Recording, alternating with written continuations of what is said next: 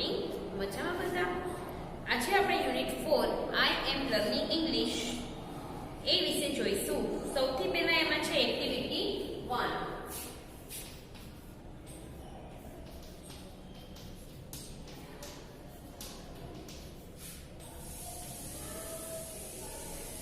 નીચેનું કાવ્ય સાંભળો, અભિનય સાથે ગાઓ. સૌથી પહેલા આપણે એકવાર ગાઈ લઈએ.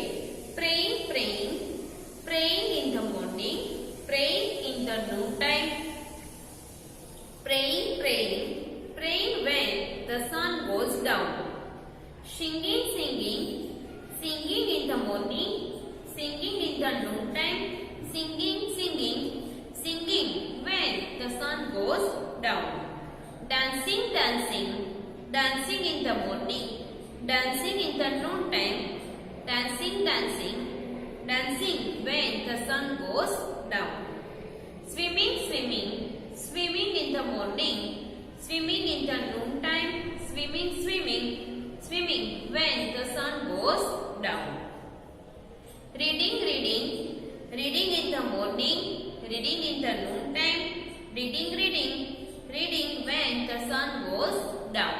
હવે આપણે એનું ટ્રાન્સલેશન જોઈએ. પ્રેઇંગ, પ્રેઇંગ, પ્રેઇંગ એટલે કે પ્રાર્થના કરવી. પ્રેઇંગ ઇન ધ મોર્નિંગ એટલે સવારે પ્રાર્થના કરવાની. Praying in the noon time બપોરના સમયે પ્રાર્થના કરવાની. Praying, praying, praying when the sun goes down. The sun goes down એટલે કે જ્યારે સૂર્ય આથમવાની તૈયારી હોય છે, જ્યારે સૂર્ય જાય છે એટલે કે સૂર્ય આથમે છે ત્યારે પણ પ્રાર્થના કરવાની છે. ત્યાર પછીની ક્રિયા છે સિંગિંગ એટલે ગાવાની ક્રિયા.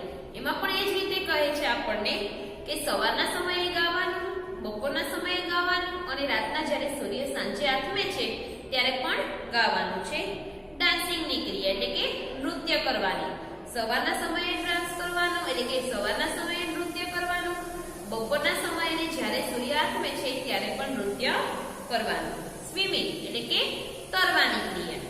સવારના સમયે તરવાનું, બપોરના સમયે પણ તરવાનું અને સાંજના સમયે જ્યારે સૂર્ય આથમે છે ત્યારે પણ તરવાનું છે. રીડિંગ એટલે કે વાંચવાની ક્રિયા. સવારના સમયે વાંચન કરવાનું, બપોરના સમયે વાંચન કરવાનું અને જ્યારે સૂર્ય આથમે છે ત્યારે પણ વાંચન કરવાનું છે. ત્યાર પછી નીચે તમને પાઠ્યપુસ્તકમાં આપેલું છે તમારા શિક્ષકની મદદથી આપેલા શબ્દોનો ઉપયોગ કરી ફરીથી કાવ્ય ગાઓ. એટલે કે જે તમને ક્રિયાપદ આપેલા છે પ્રેઇંગ, સિંગિંગ, ડાન્સિંગ, સ્વિમિંગ અને રીડિંગ, એના બદલે હવે જે શબ્દો આપેલા છે એના તમે ઉપયોગ કરીને ફરીથી આ પોએમ બનાવી શકો છો. કયા કયા શબ્દો છે તો કે પ્લેઇંગ એટલે કે રમવાની ક્રિયા, મેકિંગ એટલે બનાવવાની ક્રિયા, જમ્પિંગ એટલે કે કૂદકો મારવાની ક્રિયા, રનિંગ એટલે કે દોડવાની ક્રિયા અને કુકિંગ એટલે કે રસોઈ બનાવવાની ક્રિયા. ત્યાર પછી આપણને એક્ટિવિટી 2 આપેલી છે કે નીચેના ચિત્ર જુઓ અને વાંચો. આપણે ધોરણ 4 માં આઈએનજી વાળા ક્રિયાપદો શીખી જ ગયા છીએ. એમાં પણ બધી જુદી જુદી ક્રિયાઓ આપેલી હતી. થોડી આપણે ક્રિયાઓ જોઈ લઈએ. તો સૌથી પહેલા છે એમાં રનિંગ એટલે કે દોડવાની ક્રિયા. ત્યાર પછી છે ડાન્સિંગ એટલે કે નૃત્ય કરવાની ક્રિયા.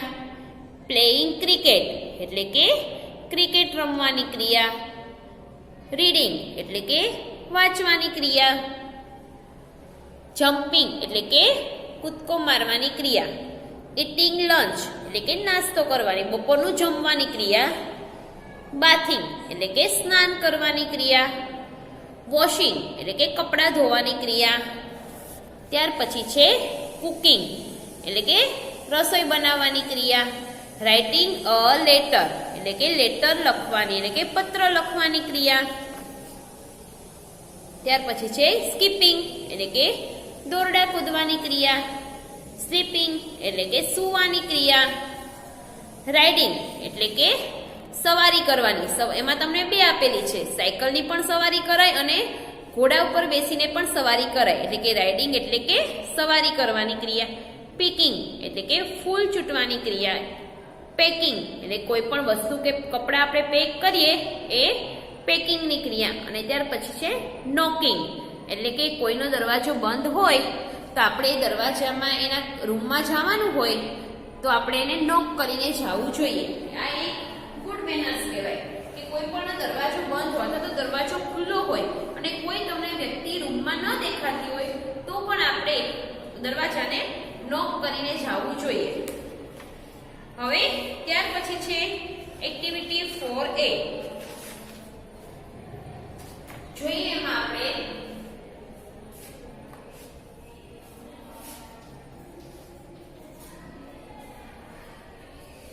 ચિત્ર જુઓ અને તેનું વર્ણન સાંભળો અને તે વર્ણન મોટેથી વાંચો અને તમારા મિત્રને સંભળાવો.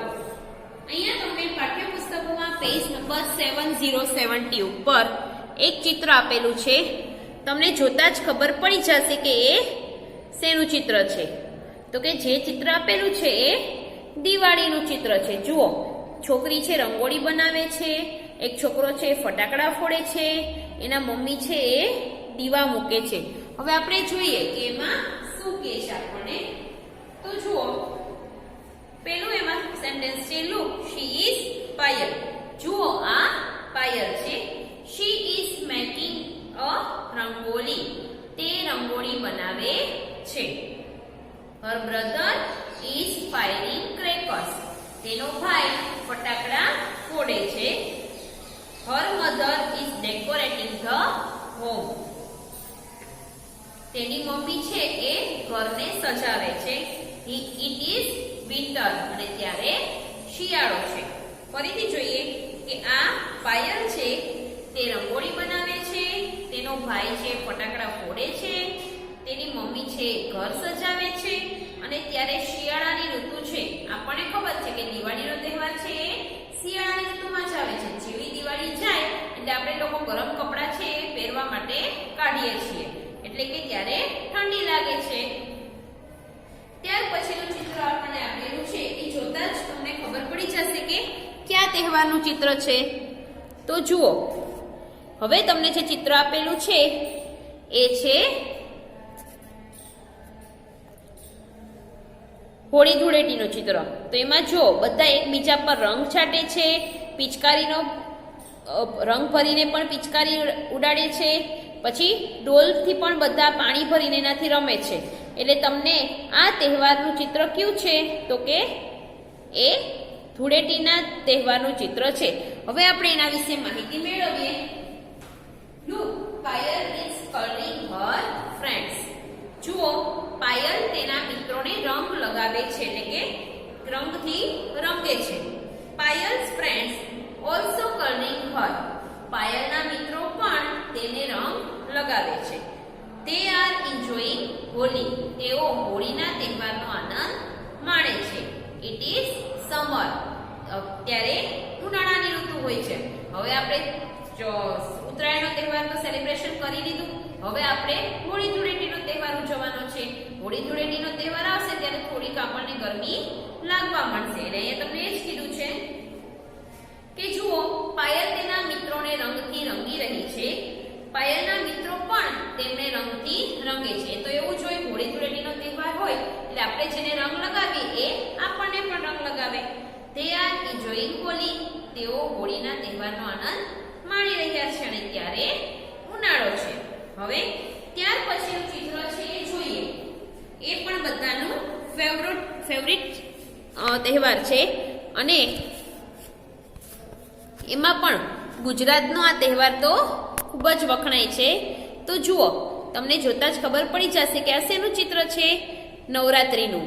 4 છોકરીઓ છે ગરબા ગાય છે અને પાછળ ગરબા ગાવાવાળા પણ છે. જોઈએ આપણે. Look, Payal is happy. જુઓ, પાયલ ખૂબ જ ખુશ છે. She is performing garba dance. તે ગરબા સ્ટેજ ઉપર ગાઈ રહી છે. Kinjal is a singer. Kinjal છે એ ગાયક છે, એટલે કે તે ગરબા ગાવાનું કામ કરે છે. She is singing garba song. તે ગરબાના ગીતો ગાય છે, એટલે કે માતાજીના ગરબા જે આપણે ગાઈએ એ. Payal's friends are also enjoying the garba. પાયલના મિત્રો પણ ગરબાનો આનંદ માણી રહ્યા છે. It is monsoon. અને ત્યારે ચોમાસું હોય છે. આપણને ખબર જ હશે કે નવરાત્રીના 9 દિવસ હોય એમાંથી ક્યારેક એવું પણ બને છે કે વરસાદ બહુ આવે ત્યારે નવરાત્રીનો એક દિવસ છે આપણે ગરબા ગાવા ન મળે, ત્યારે આપણે એકદમ દુઃખ થઈ જાય છે કે અરે આજે આપણે એક દિવસ ગરબા ગાવા નહીં મળે. એટલે કે આપણને ખબર પડે કે જ્યારે નવરાત્રીનો તહેવાર હોય ત્યારે ચોમાસાની ઋતુ ચાલે છે. ફરીથી જોઈ લઈએ. પાયલ ખૂબ જ ખુશ છે કારણ કે તે ગરબા રમી રહી છે. કિંજલ છે ગાયક છે અને તે માતાજીના ગરબાના ગીતો ગાય છે. પાયલના મિત્રો પણ ગરબાની આનંદ માણી રહ્યા છે અને ત્યારે ચોમાસાની ઋતુ છે. ત્યાર પછીનું ચિત્ર હવે છેલ્લું ચિત્ર છે એ કોઈ તહેવારનું નથી, પણ જોઈએ આપણે કે તમને જોતા જ ખબર પડી જશે કે એક છોકરી છે એનો બર્થડે સેલિબ્રેશન કરવાનું છે. આગળ કેક છે અને ઘર ડેકોરેટ કરેલું છે. તેના મમ્મી પપ્પા, ભાઈ અને તેના ફ્રેન્ડ્સ બધા એના ઘરે કેક સેલિબ્રેશન કરવાના છે. તો આપણે જોઈએ શું કીધું છે એમાં. Today is Payal's birthday. આજે પાયલનો જન્મદિવસ છે. Look she is happy. જુઓ તે ખૂબ જ ખુશ છે. She is enjoying herself. તે આજે ખૂબ જ આનંદ માણી રહી છે. એ તો બધાને ગમે જ, આપણો બર્થડે હોય ત્યારે આપણને પણ ખૂબ જ આનંદ થાય કે આજે મારો બર્થડે છે એમ. ફરીથી જોઈ લઈએ. પહેલું ચિત્ર દિવાળીનું ચિત્ર. એમાં છે જુઓ પાયલ છે તે રંગોળી બનાવી રહી છે. તેનો ભાઈ છે એ ફટાકડા ફોડે છે. તેની મમ્મી છે એ ઘર સજાવે છે અને આ તહેવાર જ્યારે છે ત્યારે શિયાળાની ઋતુ છે. ત્યાર પછી છે હોળી ધૂળેટીનો તહેવાર. પાયલ અને તેના ફ્રેન્ડ્સ બધા છે એ લોકો એકબીજાને હોળી કલર કરી રહ્યા છે અને પાયલ તેના મિત્રોને કલર કરે છે, એટલે કે રંગ ઉડાડે ને એ. તે બધા હોળીના તહેવારનો આનંદ માણી રહ્યા છે અને ત્યારે ઉનાળો છે. ત્યાર પછી છે નવરાત્રીનું ચિત્ર. જુઓ પાયલ ખૂબ જ ખુશ છે. તે ગરબા છે સ્ટેજ ઉપર ગાઈ રહી છે. કિંજલ છે ગાયક છે અને તે પણ માતાજીના ગરબા ગાય છે. પાયલ અને તેના મિત્રો ગરબાનો આનંદ માણી રહ્યા છે અને ત્યારે ચોમાસાની ઋતુ છે. ત્યાર પછી છેલ્લું ચિત્ર છે. આજે પાયલનો બર્થડે છે. તે ખૂબ જ ખુશ છે અને તે ખૂબ જ આનંદ માણી રહી છે.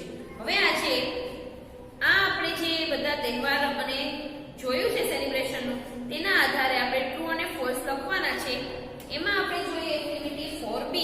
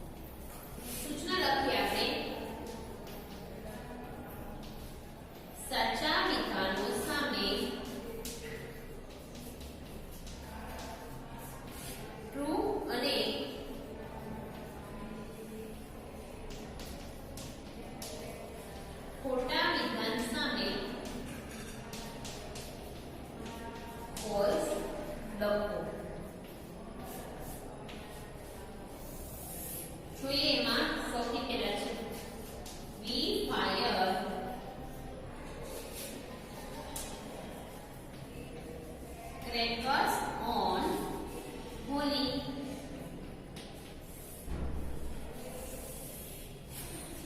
Second number, we make rangoli on Uttarayan.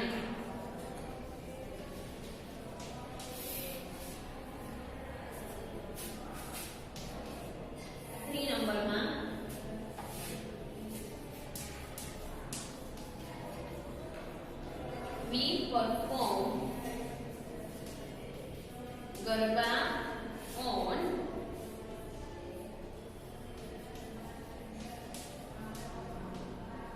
Navratri. Phone number,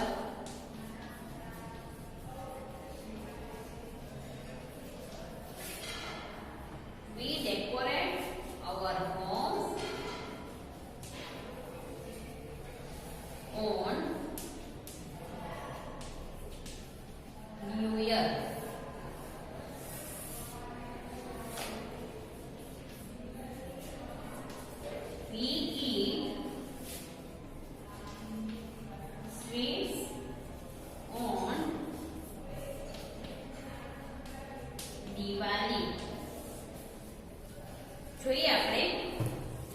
પછીના આન્સર લખીશું we fire crackers on Holi.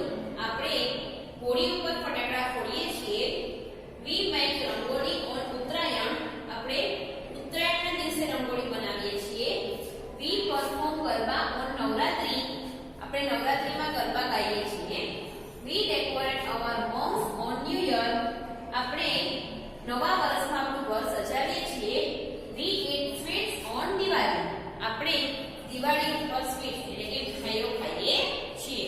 જોઈ લેશે બધા એકવાર, પછી આપણે એના આન્સર લખીશું સાચા.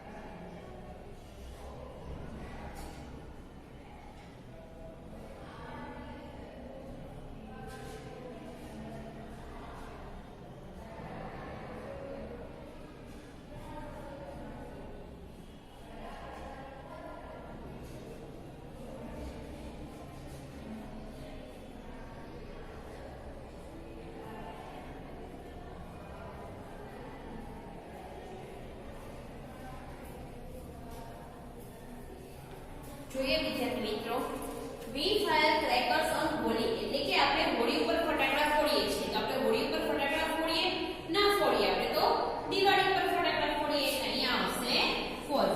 હોળી ઉપર તો આપણે એકબીજાને રંગ લગાવીએ. વી મેક રંગોલી ઓન ઉત્તરાયણ. આપણે ઉત્તરાયણ ઉપર રંગોળી બનાવીએ છીએ, તો એમાં પણ ફોલ્સ આવશે. આપણે દિવાળી ઉપર રંગોળી બનાવીએ ને, ઉત્તરાયણ પર તો આપણે પતંગ ઉડાડીએ. હમણાં આપણે થોડા દિવસ પહેલા જ એનો આનંદ લીધો છે. વી પરફોર્મ ગરબા ઓન નવરાત્રી. આ વાક્ય સાચું છે. આપણે ગરબા છે નવરાત્રીમાં ગાઈએ છીએ, તેમાં આવશે true. We decorate our homes on new year. આપણે આપણા ઘરને નવા વર્ષે સજાવીએ છીએ, તો એમાં પણ આવશે ટ્રુ. કે હા, આપણે જ્યારે દિવાળી આવે છે ત્યારે આપણે આપણા ઘરને સજાવીએ છીએ. We eat sweets on Diwali. આપણે દિવાળી ઉપર મીઠાઈઓ ખાઈએ છીએ, તેમાં પણ આવશે ટ્રુ. કે હા, આ વાત સાચી છે કે દિવાળી ઉપર આપણે મીઠાઈઓ બનાવીએ છીએ અને મીઠાઈઓ ખાઈએ છીએ. ફરીથી જોઈ લઈએ. We fire crackers on Holi, તો એમાં આવશે false. We make rangoli on Uttarayan, એમાં પણ આવશે false. We perform garba on Navratri, તેમાં આવશે true. We decorate our homes on new year, એમાં પણ આવશે true. We eat sweets on Diwali, એમાં પણ આવશે ટ્રુ. જોઈ લેશે બધા એકવાર આન્સર સાથે.